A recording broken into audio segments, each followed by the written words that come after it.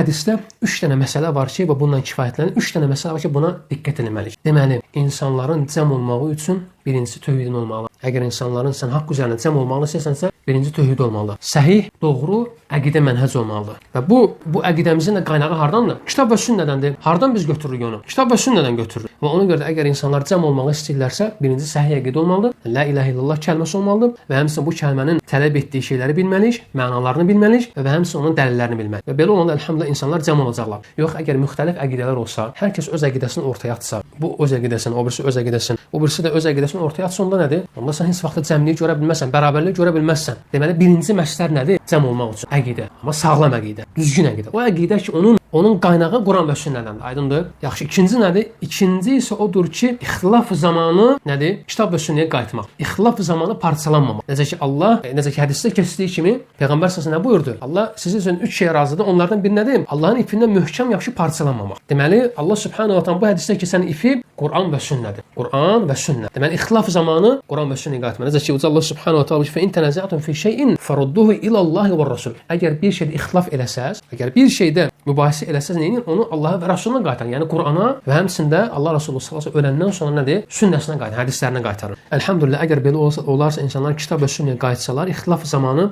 onda nədir? Həmin ixtilaflar çözülmüş olar. Yox, əgər insanlar öz fikirlərinə, öz rəylərinə qayıtsalar, onda ixtilaf çözülməyəcək. Əksinə o ixtilaf böyüyəcək. İxtilaf həllini tapmayacaq. Aydındır? Çünki Allah həmləsə niyə görə Quran və sünnəyə qayıdanda ixtilaf çözülür? Çünki Allah həmləsə Quran və sünnə hikmətlidir və həmçinin Quran və sünnədə ədalət var. Quran və sünnədə heç bir zülm yoxdur, aydındır? Və insanlar Quran və sünnəyə qayıdan rahat olurlar. Bir adamın qabağına ixtilaf zamanı deyəndə ki, belə bir hədis var, sırasız eşitdim və itaat edin. Eşitdim və itaat edin. Deyəndə ki, belə bir ayə var, eşitdim və itaat etdim deyir. Artıq Allah və Rasulundan önə keçin. Necə ki, Allah subhanahu wa ta'ala buyurur ki, ey iman gətirənlər, Allah və Rasulundan önə keçməyin, qabağa keçməyin. Aydındır? Yəni gəldiyi zaman nədir? Eşitdik və itaat etdik deyələr. Allah həmləsin, bu bizim əqidəmizin saflığından da, təmizliyindəndir ki, ixtilaf zamanı biz nədir? Dəlil gəldiyində artıq dəlilin qabağında nədir? Susuruq və dəlilin qabağında dayanır və dərhal ona tabe olur. 3. Cəmaət olmağın əsaslarından biri də üçüncüsü nədir? Rəhbərin ətrafında olmaq. Qiyadənin ətrafında olmaq. Rəhbərə, hakimə eşidib itaat etmək. Aydındır? Müsəlman rəhbərlərə eşidib itaat etmək. Yəni onlara müxalif olmamaq. Necə ki Peyğəmbər sallallahu nə buyurdu? Allah sizə kim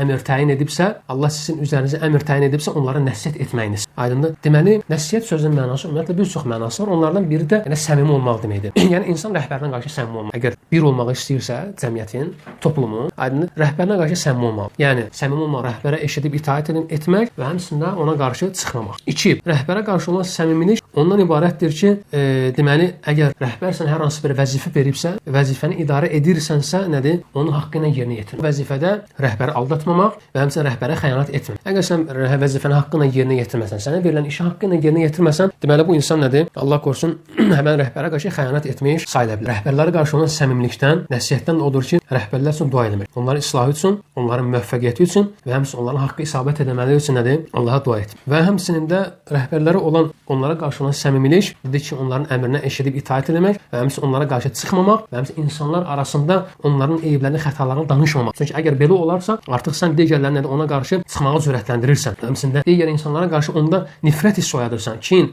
hissi oyadırsan. Bu da təbii ki, rəhbərə qarşı